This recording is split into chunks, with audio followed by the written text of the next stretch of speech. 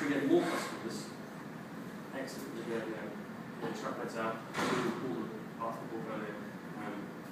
Hopefully, the figure I've got in my budget at the moment, which is quite a low figure in terms of profit, explodes into much. They'll look at pricing in terms of competitive pricing and the different pricing policies. So in terms of like-for-like competition in Oxford, I don't suppose there is anything, is there? No, it's, again, go back to Oxford is such a weird place because there's a lot of very good free attractions. The government and the local council have invested a lot in local businesses. Actually, in Rivers, Oxford University's got the Science Museum. So there's a lot of things that are free. As a paid-for attraction, you've got to sort of step out to Blenheim Palace, you've got Warwick Castle, that sort of stuff. So you're going to the wider sort of remit of half an hour drive, or a little bit longer.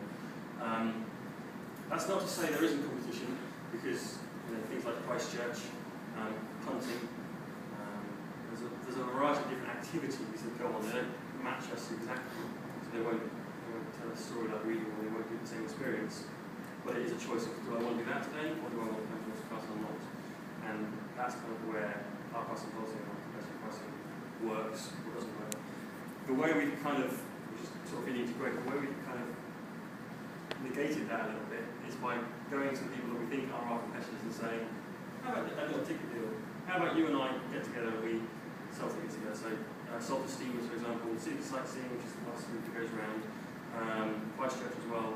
We just say to them, look, let's do a competitive price together and let's share the customers that we have. Because a lot of the time the customers who come here won't think to go on the City Sightseeing bus. So there is a crossover. We can promote them and they can promote us. So, but in terms of direct competition in town, very little. There's Carfax, which is just a tower, but £3.50 or £4 it is now. It doesn't really match up. People could do Carfax and still come down to us and spend their money there. So it's difficult. And it's difficult to identify this year what our market's going to be. We're going to go on to marketing a little bit, but the customer, because it's so wide-ranging, it's very difficult to say, we know that I'm going to get a lot of full-paying adults that come in couples this year, so I know I can target my marketing towards the newspapers that they read and the buses they travel in on and various things like that. And we pulled all our taxi and bus advertising this year because I don't think a bus driving around Oxford is going to generate enough publicity to get people down. And I'm more feeling that if I send out 50,000 letters to local residents and say, here's a residential offer or something like that, that's more likely to draw them in rather than just sitting across. And those people that come and visit, how do you talk to them after they've left? We do exit research. So we've got two things. Just the basic gap analysis. We do a gap analysis each year, which I'll just talk about separately. And then we do our monthly research study. So we try and get 100 questionnaires completed from 100 customers throughout the month, every month. So we have 1,200 by the end of the year. And we just ask them a multitude of questions about the salary of value for money score. But was it worth it? How was the experience? What was wrong with it? Best parts, worst parts? Anything you could possibly want to know. It's about 30 questions long. Just really quickly, there's numbered scores so we can get a gauge of how we're doing in certain areas.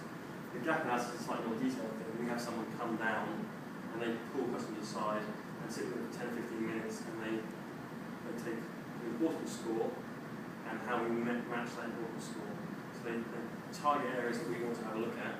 So the cafe, for example, will say, what importance or relevance do you put that in your visit to the cafe? And they'll go, it's a 5 out of 10, and I'm more interested in the castle. And so we'll then match up, well, how did we achieve against that 5 score of importance? And they'll give us a total of that. So the gap is what we're going to look at. If it's a positive gap, great, we did better than we expected against their expectations. If it's a negative one, they expected it very high, so this was 9 from the castle, and they upwards of 3. That's a massive area that we can't work. So that's a really useful tool as well. So they do that once a year. And then we feed in from that, we make sure our mystery shops are tailored towards where the gaps are. So we look to fix those gaps. If they're not fixed, the mystery shop will pick that up and say, well, you're still at this level. PD research for people as well, which is the basic research. Okay, but inherent with any strategy, I might kind of put the risk in here. Again, I'm going off piece to look. important to note that internally we've got risks that we've got to look at and make sure that we don't fall foul of. Ultimately, we're looking at our reputation and our image, because that's the one thing that will drive a company. So you take TripAdvisor, for example. If we have all making scores of TripAdvisor, people look at that and go, of all the things I can do in Oxford today, I'm not going to go to Oxford Castle on Loss because Oxford is rubbish. So our image and our reputation is key to the person coming through the door and the person thinking back over the door. So it's a big risk for us if we mess up. And I think this is a training I did about 2 months ago.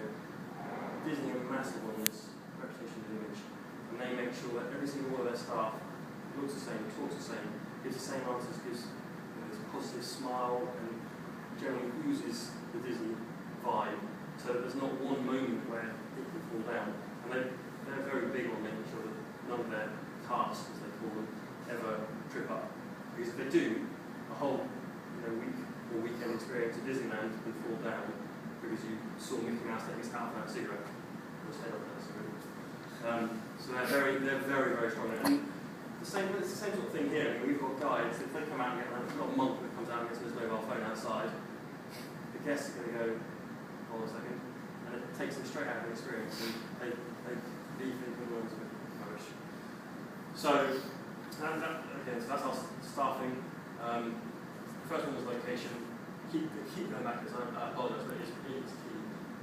We are in a very strange location, just out of town.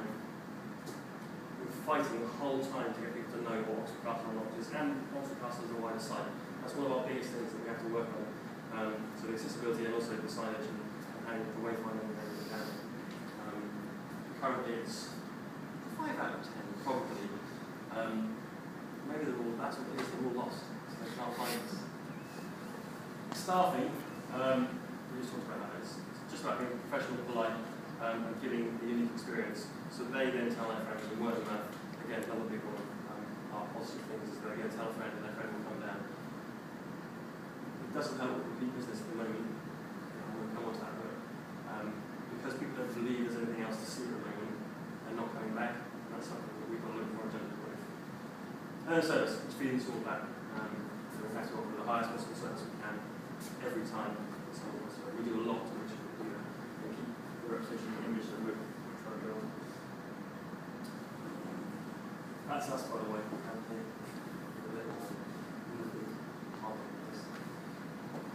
External risks are the other one. So we need to be proactive against dealing with those risks. We're not a big player in the market.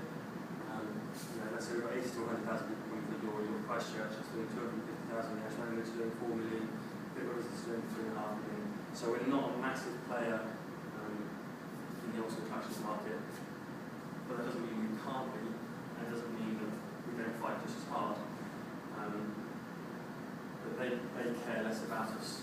So we need to just make sure that we mitigate any risks that we've got from them stealing our customers. There's this proactive defence. And we look at our marketing, which we just discussed a bit about, but tailoring our marketing to make sure we hit an audience that we know want to come down, and tailoring them, producing leaflets and website designs and information going out there that hits that market and they are affected by it, not just producing a wordy leaflet that someone goes, I'm not looking to that, I'm not looking down there. They're punchy images and stuff that we think our market customers want to see. Education, beautiful people. Helen, one of our massive plus points and positives is this space and also on-site at the castle. So Helen does a lot of work producing workshops for schools throughout the year. It's a big thing that one of our stakeholders, the Preservation Trust, put forward for us to do. There's a reason to be open. So education is massive.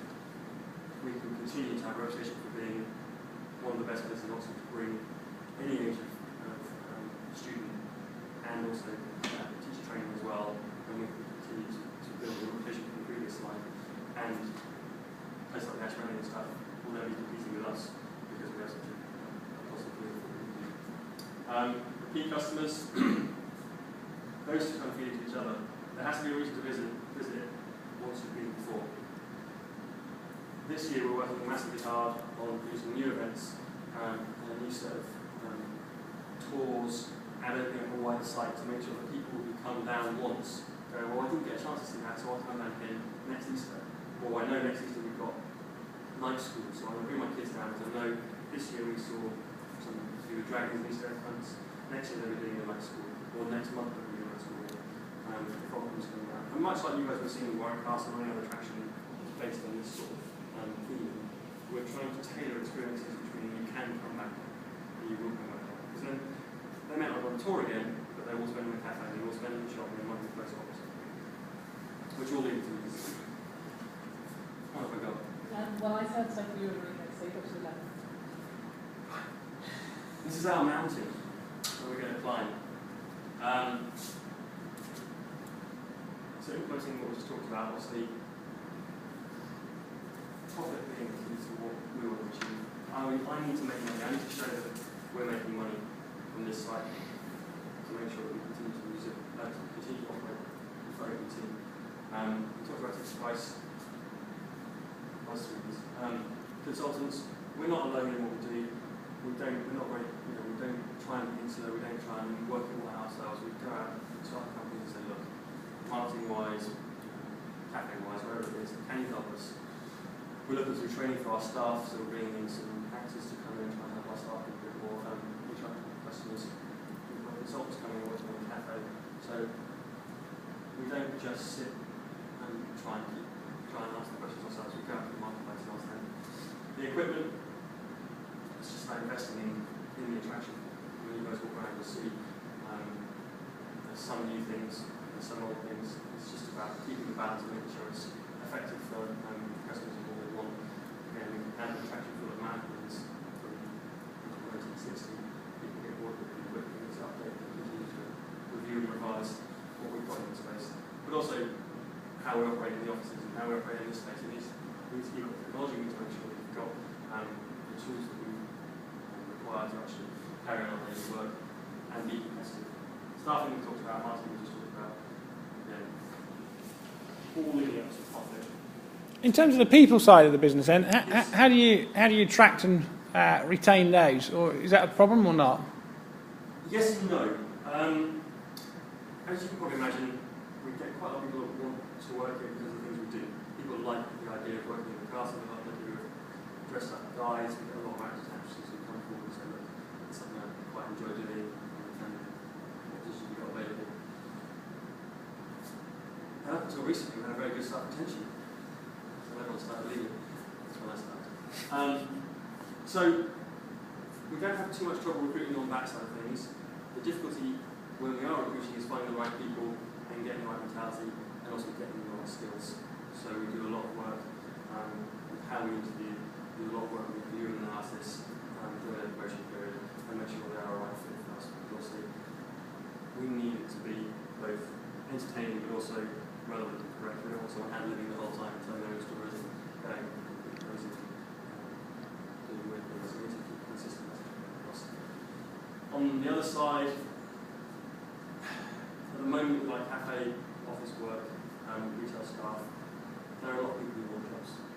So we'll get pilot CVs and then just vet them.